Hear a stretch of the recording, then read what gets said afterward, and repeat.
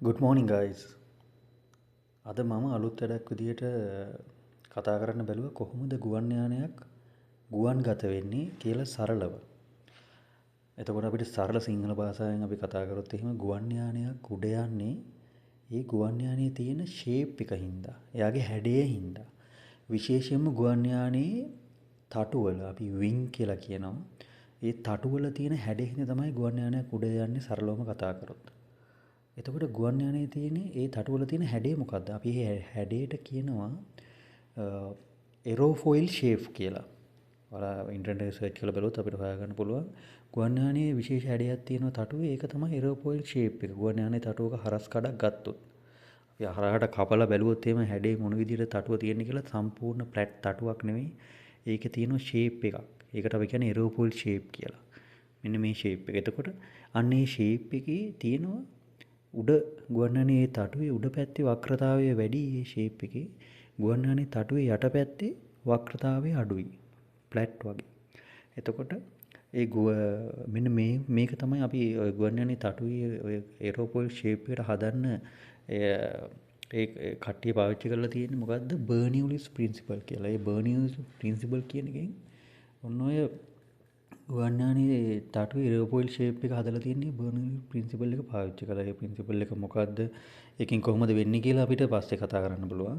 ඒතකොට ඒකෙදි වෙන දේ සරලව කිව්වොත් එහෙම ගුවන් යානයේ තටුවේ හැඩේ ගත්තම මං කිව්වා උඩ වක්‍රතාවය වැඩි යට වක්‍රතාවය අඩුයි කියලා.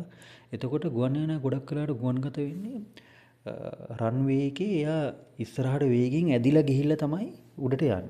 ඒතකොට ඉස්සරහට වේගෙන් ඇදිලා යනකොට ඉස්සරහින් එයා වාතය ඇවිල්ලා ඒ ගුවන් යානයේ තටුවේ ගැටෙනවා. එතකොට තටුවේ ගැටෙනකොට තටුවේ උඩ පැත්තෙන් එයා යනවා යට පැත්තෙන් එයා යනවා. එතකොට උඩ පැත්තෙන් යනකොට උඩ පැත්තේ වක්‍රතාවය වැඩි උඩ පැත්තෙන් යන එයා ටික යනවා ඊළඟට යට පැත්තේ වක්‍රතාවය අඩුයි යට පැත්තෙන් යන එයා ටික යනවා. එතකොට බර්නියුලිස් ප්‍රින්සිපල් එකෙන් කියනවා ඔය උඩ පැත්තේ වක්‍රතාවය වැඩි හින්දා එක එයාංශු දෙකක් ගත්තොත් අපි ගත්තේ තටුවේ ගැටෙන එයාංශු දෙකක් අපි මේ ගැන කතා කරොත් එක අංශුවක් උඩින් යනවා එක අංශුවක් යටින් යනවා. ඒ උඩින් යන අංශුව ඒ වක්‍රතාවයේ වැඩි හේතු කොටගෙන ඒ ලොකු දුරක් එයා යන්න ඕන මේ ප්ලේන් එකේ තටුව පහු කරලා යන්න. එතකොට යට එක්කිනා කෙලින්ම ෆ්ලැට්. එතකොට වක්‍රතාවය අඩුයි. යට යන එයා අංශුව උඩ යන එක්කිනාට වඩා අඩු දුරක් තමයි මේ යන්නේ වින් එක පහු කරන්න. එතකොට එහෙම යද්දි උඩ එක්කෙනාට වැඩි දුරක් යන්න ඕන යට එක්කෙනාට අඩු දුරක් යන්න ඕන. එතකොට බර්නියුලිස් ප්‍රින්සිපල් එකෙන් අපි එතන කියනවා උඩ එක්කෙනා වැඩි ස්පීඩ් එකකින් යනවා යට එක්කෙනා අඩු ස්පීඩ් එකකින් යනවා. මොකද බර්නියුලිස් ප්‍රින්සිපල් එකේදී අපි කියනවා මේ එකම වෙලාවේ වින් එකේ ඉස්සරහා ගැටෙන යා අංශු දෙකක් නම් ඒ දෙක එකම වෙලාවේ වින් එක පහු කරලා තියෙන්න ඕන කියලා. අන්න එහෙම එකම වෙලාවේ පහු කරනවා නම් උඩ එක්කෙනා වැඩි දුරක් යන්න ඕන යට එක්කෙනා අඩු දුරක් යන්න තියෙන. ඒතකොට ඒක උඩ එක්කෙනාගේ ස්පීඩ් එක වැඩි කරගන්න ඕන. අන්නේ ස්පීඩ් එක වැඩි වුණාම උඩ ස්පීඩ් එකෙන් යන එක්කෙනාගේ එයා එතන උඩ අඩු ප්‍රෙෂර් එකක් නිර්මාණය කරනවා. අඩු පීඩනයක්. යට එක්කෙනා වේගය අඩු හින්දා වැඩි පීඩනයක් නිර්මාණය කරනවා කියලා අපි බර්නියුලිස් ප්‍රින්සිපල් එකෙන් ගන්නවා. ඒතකොට සරලව කතා කරන හින්දා මම ප්‍රින්සිපල් ගැන කතා කරන්න යන්නේ නැහැ.